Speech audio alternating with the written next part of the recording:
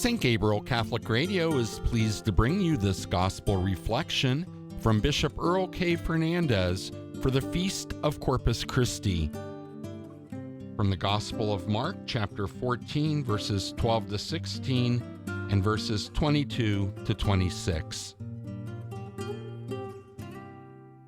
My brothers and sisters in Christ, today we celebrate the solemnity of Corpus Christi, the solemnity of the most holy body and blood of the Lord.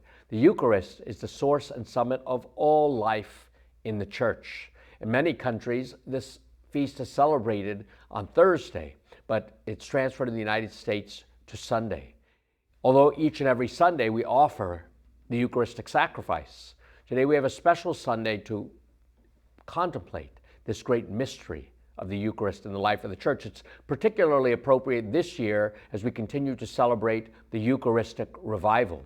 The first year of the Eucharistic revival was focused on the whole Diocese of Columbus. This year has been centered on the parish, and next year will be focused on mission, the Church that goes forth. With the mystery of the Eucharist, we must say, we celebrate the fact that God gave himself up for us at Calvary. In our gospel, we heard about the Passover, the Last Supper Jesus had with his friends. In St. Mark's gospel, Jesus says, "This is my body, which is for you. This is my blood, which will be poured out for many." Jesus doesn't say, "This is a symbol of my body," or "This looks like my body." He gives us his body, blood, soul, and divinity in the Holy Eucharist. He makes a new covenant through the outpouring of his blood at Calvary, and we are partakers of his very life when we receive him in the most holy Eucharist. Of this Eucharistic mystery, St. Thomas Aquinas says, "O sacred banquet in which Christ becomes our food, the memory of his passion is recalled, the soul is filled with grace, and the pledge of future glory is given to us." When we offer Mass, we offer the sacrifice of Calvary in an unbloody manner. We remember what Jesus did, but at the same time, in the Jewish mind, this memory is also a making present of the event. When we offer the Mass, we should think of what happened at Calvary. And so there's a degree of solemnity involved in what we do. Right? We cannot trivialize the Mass or the one whom we receive in the Holy Eucharist. O sacred banquet. It is a meal, but the Eucharist is much more than a meal. It's receiving the very life of God, Jesus in his body, blood, soul, and divinity, in which Christ becomes our food. The memory of his passion is recalled. The soul is filled with grace.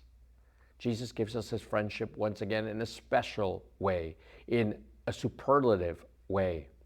And the pledge of future glory is given to us. The Eucharist is given to a people who are full of hope in the resurrection. If you eat my flesh and drink my blood, you will live forever. Unless you eat my flesh and drink my blood, you have no life within you. Jesus' words in St. John's Gospel in the 6th chapter, which we will hear throughout the summer, are very clear. Many times and in many parishes, there are Eucharistic processions. People follow Jesus through the streets. Last Sunday, on Trinity Sunday, we heard Jesus say to his apostles, "Know that I am with you, even until the end of the ages." And Jesus is with us in the most blessed sacrament. How many people have come into Catholic churches and prayed before Jesus in the tabernacle, have seen that candle burning brightly, knowing he is near, he is with us? How many people have received Jesus into their very souls and have been transformed? St. Teresa of the Andes was once received communion, and she was heard muttering to herself as she walked away, "Now I have everything. Now I have everything." Jesus in the most blessed sacrament is our everything. May we worship the most precious body and blood of Jesus in every church and every tabernacle throughout the whole world. Thank you for joining us for today's Gospel Reflection from Bishop Earl K. Fernandes. If you'd like to share it with a friend or family member, please visit the Bishop's podcast page at stgabrielradio.com.